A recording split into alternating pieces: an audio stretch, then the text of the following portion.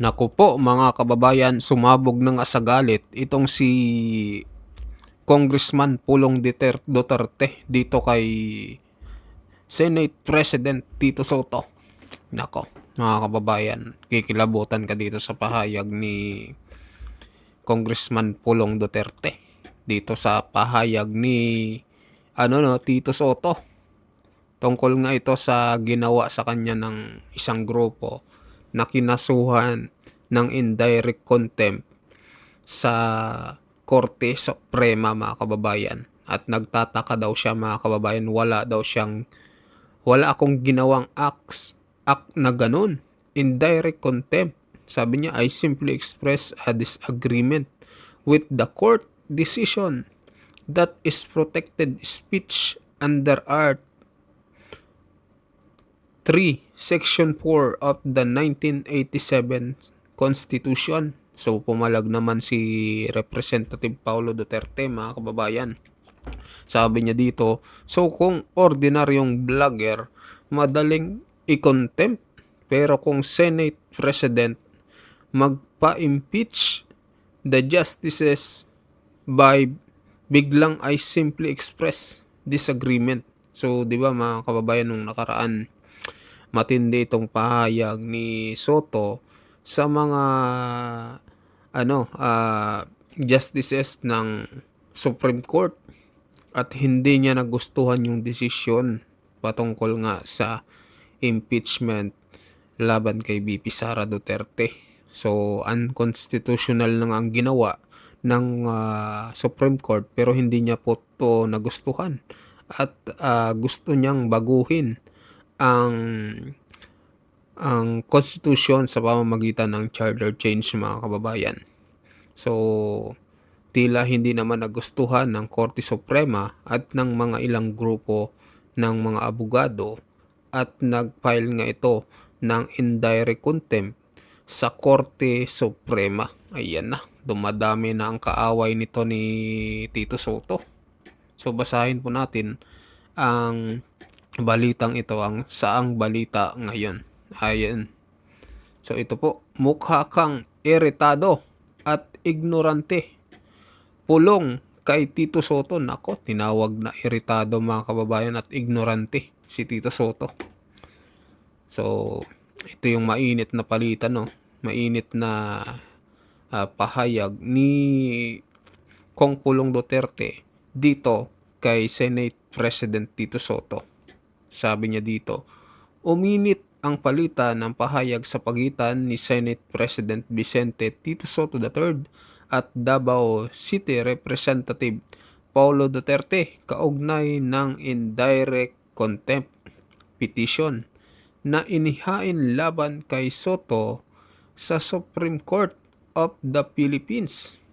Ayan, matatandaang nagsampa ng petition ang grupo ng mga abogado na pinangunahan ni Attorney Perdi Topacio matapos punahin ni Soto ang naging desisyon ng Korte Suprema. Ayan, dito po yan nagsimula. Pinuna niya, mga kababayan, sa impeachment complaint laban kay VP Sara Duterte. Sabi dito, depensa ni Soto, protected speech. Mariing itinanggi ni Soto ang paratang at iginiit na wala siyang nilabag na batas. Wala daw siyang nilabag na batas. So, sabi ng mga comment dito, paano mo malalaman, graduate ka nga daw sa One Ball University. Ayan, mga kababayan. Yung mga nababasa natin, no? Ayon sa Senate President, I simply express a disagreement with the court decision that is protected speech under Article 3, Section 4 of the 1987 Constitution. Dagdag pa niya, I did not do any of those acts. Ayan. Para kay Soto, hindi maaring ituring na indirect contempt ang simpleng hindi pagsang-ayon sa desisyon ng korte. Sagot ni Pulong, how convenient. Ayan, mga kababayan. Sumagot agad si Pulong, no? Sabi dito, hindi ito pinalampas ni Congressman Pulong Duterte at binatikos ang depensa ng Senate President. Anya, so kung ordinaryong vlogger, madaling i-contempt. Totoo naman mga kababayan, no? Dali nilang makontempt yung mga ordinaryong vlogger. Yung mga walang laban sa kanila, yung mga, kumbaga, katulad nung nangyari sa Kongreso, no, diyan sa kay yung mga vlogger na pinagtatakot-takot nila mga kababayan. So maraming umiyak doon kasi 'di ba? So parang hindi tama yung ginawa nila.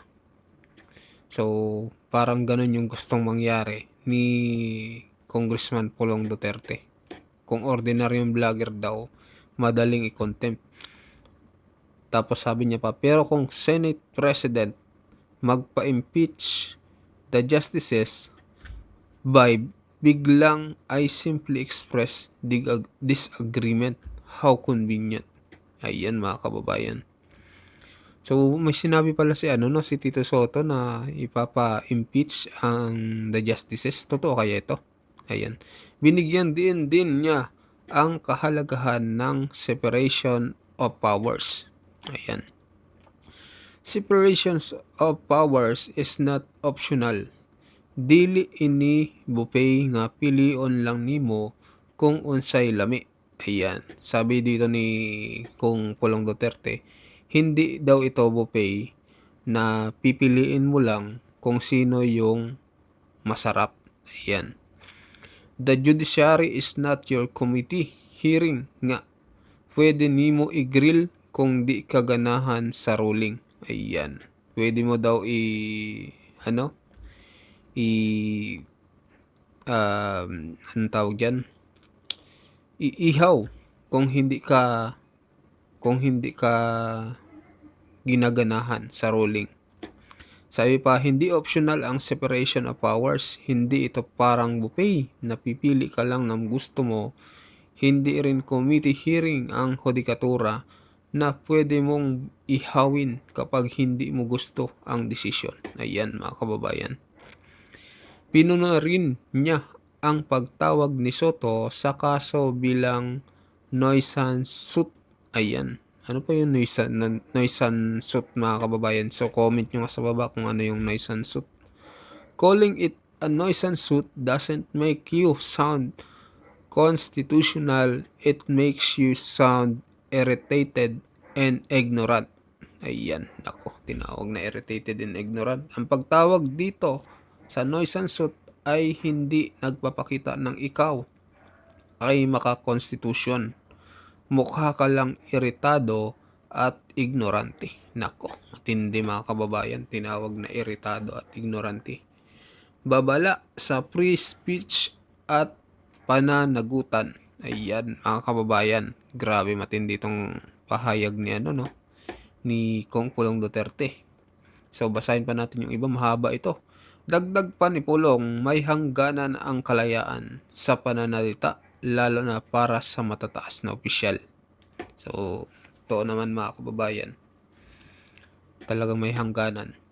Sa Supreme Court is not an extension of the Senate floor, and free speech doesn't mean freedom from consequences.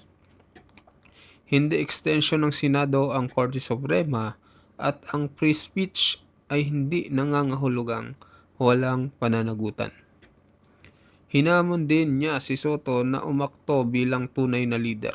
Ayan, grabe no, hinamon pa. Kung ganahan ka, mahimong statesman, act like one, kay karon murag selective kaayo ang imong standards, Your Honor. Ayan. Kung gusto mong maging statesman daw, kumilos ka bilang isa sa ngayon para parang pili lang ang pamantayan mo. Nagsimula ang kontrobersya matapos magkomento ni Soto sa desisyon ng Korte Suprema. Ayan, dito nag-start na nagbasura sa impeachment complaint laban kay VP Sara Duterte. Ayon sa mga petisyoner, ang kanyang mga pahayag ay maaaring makasira sa kredibilidad ng hudikatura. Mga kababayan, Siyempre iyon po yung ano, yung pinaka-last na maghuhusga 'no, kung talagang, ah, paparusahan ba si VP Sara Duterte, kung guilty ba. Wala namang nakitang gano'n mga kababayan. So, dapat pagka gano'n, sabi nga ni Attorney Hard Respicio, 'yun yung huling maghuhusga, dapat hindi ka na magsalita pa. Kumbaga yung yung kredibilidad ng hudikatura baka mawalan ng tiwala talaga yung taong bayan. Kaya ayun, formal na nagsampa ng kaso 'no, itong, ah, isang grupo ng abogado dito kay Tito Sotto. Samantala iginiit ni Soto na ginagamit lamang niya ang kanyang karapatan sa malayang pananalita. Ngayon, sa gitna ng mainit na palitan ng pahayag, patuloy na binabantayan ng publiko ang magiging aksyon ng Korte Suprema at ang posibleng epekto nito sa ugnayan ng lehislatura at hudikatura. Ngayon mga kababayan, ano pong masasabi nyo dito no? Sa pahayag po ni Congressman Pulong Duterte na tinawag niyang mukha kang iritado at ignorante. Ayan. Mag-comment po kayo mga kababayan kung anong pahayag nyo dito sa banata ng dalawa no, na si Tito Sotto at ni Congressman Pulong Duterte. Mag-comment po kayo, mag-like at mag-subscribe sa ating video at sa mga bagong pasok dyan. Pa-subscribe din ng ating channel mga kababayan. Maraming salamat po.